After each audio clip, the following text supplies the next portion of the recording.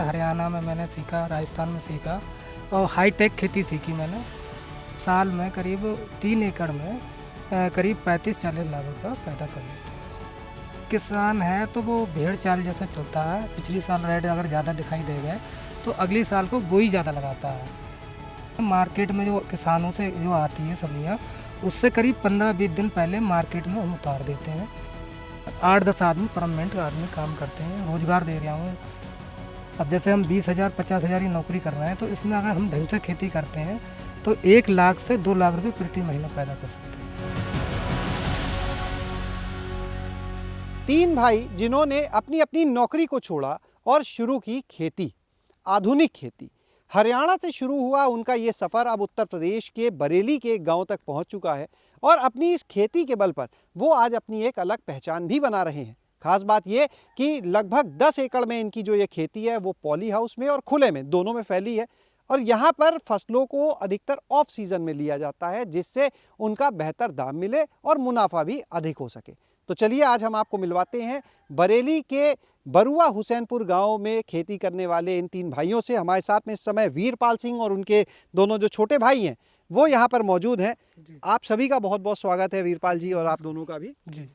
वीरपाल जी, ये बताइए कि नौकरी करते थे, लोग गांव से निकल के शहरों की तरफ भागते हैं, आप शहर में नौकरी कर रहे थे, गांव में आ गए और यहाँ पर खेती करने लगे। जी सर, दो कि मैंने 5-6 जॉब नौकरियाँ चेंज करी हैं और उसमें शुगर मिलों में करी हैं। हरियाणा में मैंने सीखा, राजस्थान में सीखा और हाईटेक खेती सीखी मैंने।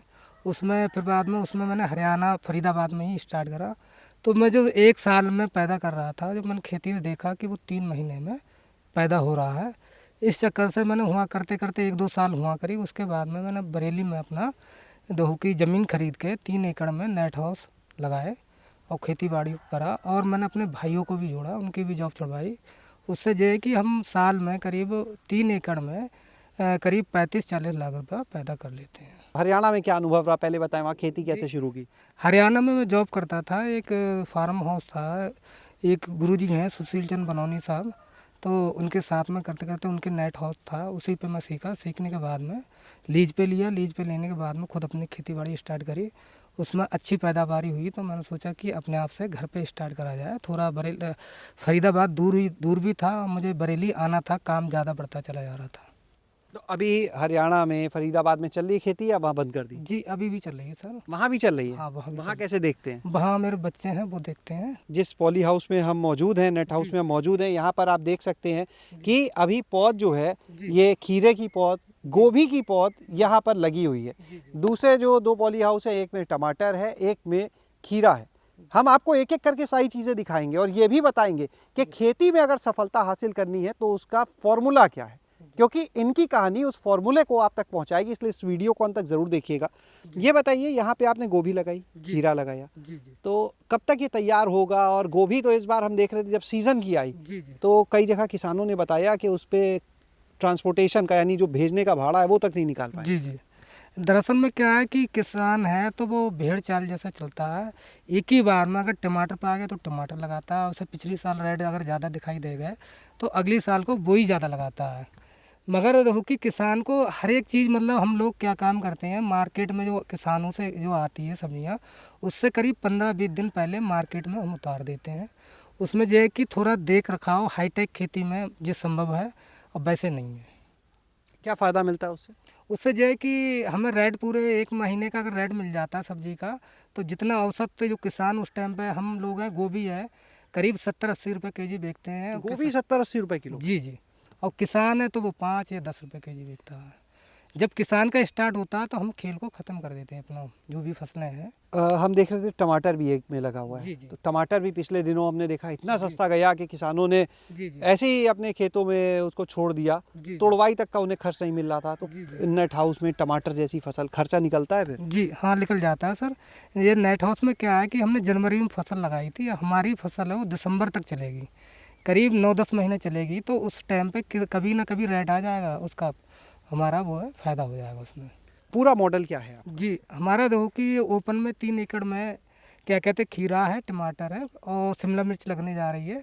और जो ओपन है तो उसमें 1 एकड़ में खीरा है, गोभी है 2 एकड़ में और 1 एकड़ में देखो कि जो क्रीपर ग्राफ्टिंग वाला बैगन वो होगा, और 1 एकड़ में तुरई है। यहाँ पे जब आपने लगाया अपना ये नेट हाउस, तो आसपास का क्या रहा, लोगों का क्या कहना था? आसपास के सर देखो कि जब लगाया तो पहले तो लोग समझ नहीं पा रहे थे क्या है, फिर मैंने लोगों को बताया इस तरीके की खेती होती है, और फिर किसान आके किसान आए जी, किसान आए तो किसानों आके देखा। अच्छा ये बताइए, आपने खेती शुरू कब की थी हरियाणा में, जब सबसे पहली बार? हरियाणा में सर मैं करीब मुझे 2-3 साल हो गए, 3 साल हो गए। 3 साल पहले साहब के जो हमारे जो गुरुजी थे सुशील चंद मनौनी, उनके साथ में करता था, मैनेजर था उनका। फिर उन्हीं का नेट हाउस लीज पे लेके और फिर मैंने अपना स्टार्ट मतलब जिनके यहाँ पहले काम करते थे उन्हीं का नेट हाउस लीज पे ले लिया? जी जी जी, उन्हीं का लेके फिर उसी में खेती बाड़ी करी, उससे अच्छा प्रोडक्शन निकाला हमने। उसके बाद में फिर बरेली आ गए, उधर काम ज़्यादा बढ़ रहा था और बरेली में आना था, तो फिर मैं बरेली में सर आ गया, फिर अपना सेटअप बना लिया। जब नौकरी करते थे तब का रहन सहन क्या था, और खेती करते हैं तो आज क्या रहन सहन है? अब तो गांव में है, शहर छूट गया। जी जी, देखिए सर देखो कि अब हमारा खुद का काम है, जॉब करते थे तो पराया वो था। किसी भी टाइम आदमी प्राइवेट जॉबों में जो है कि आदमी बहुत ज़्यादा काम लेना चाहता है। अब खुद का है तो मेरे पास में इस टाइम पे 8-10 आदमी परमानेंट आदमी काम करते हैं, रोज़गार दे रहा हूँ, किसानों को सिखा रहा हूँ फ्री में। अब जैसे हम 20,000 50,000 की नौकरी कर रहे हैं, तो इसमें अगर हम ढंग से खेती करते हैं तो 1 लाख से 2 लाख रुपये प्रति महीना पैदा कर सकते हैं। तो वीरपाल जी के जो भाई हैं वो भी यहाँ पर मौजूद हैं, उनसे भी बात कर। क्या नाम है आपका? सर राजकुमार। राजकुमार जी, आप क्या करते थे पहले? सर मैं यूनिवर्सिटी में जॉब करता था। कौन सी यूनिवर्सिटी में?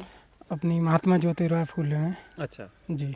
तो यहाँ क्या करते थे आप, क्या काम था? यहाँ पे सर मैं बॉटनिकल गार्डन में था। जब भाई आए यहाँ पे, उन्होंने कहा कि छोड़ो नौकरी, करो खेती चल के साथ में, तो डर नहीं लगा? भाई परिवार है, परिवार को भी देखना है, आती हुई आमदनी बंद होगी, ये चालू करेंगे? नहीं सर, बड़े भाई ने कहा तो अच्छा ही कहा होगा, और सही भी काम था। जे बताया था इसके बारे में कि हाईटेक खेती करो, इसमें ज़्यादा पैसा है, तब सर यही काम ने शुरू कर दिया इनके साथ, बड़े भाई के साथ। वीरपाल के तीसरे भाई भी यहाँ पर हैं। राकेश, आप क्या करते थे पहले? मैं स्पोर्ट में जॉब करता था, कहाँ पे? यूनिवर्सिटी महात्मा ज्योतिराव फूले। अच्छा, आप दोनों भाई एक ही यूनिवर्सिटी में? जी। नौकरी छोड़ के यहाँ काम शुरू किया कि नौकरी चल रही है अभी? नौकरी छोड़ दी सर। तो भाई ने कहा, और आपने वो चलता हुआ काम जब छोड़ रहे थे कि कुछ भाई आमदनी बंद हो जाएगी, खेती में आ जाएंगे, तो डर नहीं लगा कि क्या करने जा रहे हैं? डर नहीं लगा, भाई जो करते अच्छा करते। वीरपाल जी, आपसे फिर एक बार बातचीत हम करना चाहेंगे। ये बताइए, ये जो पूरा आपका मॉडल है, जो आपने अभी चीज़ें समझाई यहाँ पर, और क्या क्या खास चीज़ें हैं इस पूरे मॉडल में आपके, जो लगता है आम किसान अभी नहीं अपना पा रहे? जी जी जी, बताइए। देखिए सर, एक तो किसान है तो वो पूरी जानकारी नहीं लेता, नकल उतारता दूसरे की। दरअसल में क्या है कि हम लोग दवाइयाँ लेते हैं तो दवाइयों की, एक तो किसान है वो दवाइयों के नाम नहीं याद रखता है, दूसरी फर्टिकेशन जो फर्टिलाइज़र है उसके बारे में जानकारी नहीं रखता है। तो हर एक किसान को फंगीसाइड जो है कम से कम 5 फंगीसाइड और 5 इंसेक्टिसाइडों के नाम पता होना चाहिए। जैसे कि दुकान पर हम जाते हैं तो वो लोकल दवाइयाँ रखते हैं और किसानों को अच्छी तरीके से लूट पाट करते हैं। आप देख रहे थे यहाँ पर आपके एक नेट हाउस में बहुत सारी झाड़ी थी। आजकल तो हम देखते हैं लोग दवा डालते हैं, झाड़ी खत्म हो जाती है, आपके में इतनी झाड़ी फसल के बीच में? जी जी, उसको क्या है कि हम थोड़ा झाड़ी बना के, इस चक्कर से फसल खत्म हो रही थी, तो उससे क्या है नेचुरल थोड़ी जो खाद होती है वो बन जाती है, उससे दवा नहीं डालते? दवा नहीं डालते हैं सर। तो फिर ये एक तरह से बिल्कुल शुद्ध चीज़ है खाने की? जी सर, जी सर। ज़्यादातर मैं सर ऑर्गेनिक खेती करता हूँ। जो ऑर्गेनिक दवाइयाँ होती हैं मैं खुद ही बनाता हूँ, जैसे जीवामृत है, फंगीसाइड की कई एक दवाइयाँ वहीं तैयार करवाता हूँ सर।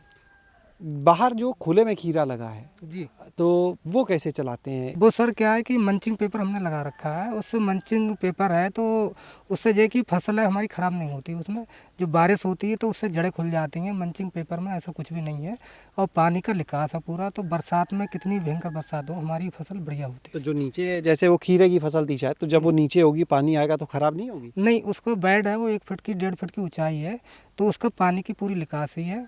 और दूसरी चीज़ है मंचिंग पेपर है, तो उससे जो मेन जो फाल्ट आता है किसानों का, उससे जो बारिश होती है जड़ें खुलती हैं तो फंगस लगता है, तो जितनी फसलें हैं वो सब खत्म हो जाती हैं। कोई किसान जो आपको यहाँ पर सुन रहे हैं, देख रहे हैं, आपसे मिलना चाहें, संपर्क करना चाहें, तो कैसे कर सकते हैं बताएं? जी, हमारा फार्म हाउस है, वो कहीं भी मतलब आ सकते हैं, आके यहाँ पर ही रहो कि वो कर सकते हैं। अपना नंबर कोई बता दें आप? जी, मेरा नंबर लिख लीजिए 81 30 92 51 01। बहुत बहुत शुक्रिया वीरपाल जी। तो यहाँ पर आपने सुना वीरपाल और उनके भाइयों को कि कैसे इन लोगों ने अपनी अपनी नौकरी को छोड़ा और उसके बाद खेती किसानी का काम करने लगे, और यहाँ पर किस तरह से वो आधुनिक तरीके से खेती कर रहे हैं, खेती से एक अच्छा मुनाफा ले रहे हैं, और लगातार उनकी कोशिश ये है कि कैसे अपने इस काम को बढ़ाएं, दूसरे जो किसान हैं उनको कैसे ये समझाएं कि खेती से एक अच्छा मुनाफा लिया जा सकता है, कैसे एक किसान का जो बेटा है वो खेती करने के बारे में सोचने लगे, ये लोगों के मन में आए, ये किसानों के मन में आए। लगातार इन चीज़ों पर काम हो रहा है और इसी को ध्यान में रखते हुए वो लगातार अपनी इस खेती का विस्तार भी करते जा रहे हैं। शैलेश अरोरा, गाँव जंक्शन। गांव जंक्शन को सभी सोशल मीडिया प्लेटफॉर्म्स पर फॉलो करें। व्हाट्सएप चैनल और जीमेल आईडी पर भी संपर्क साध सकते हैं।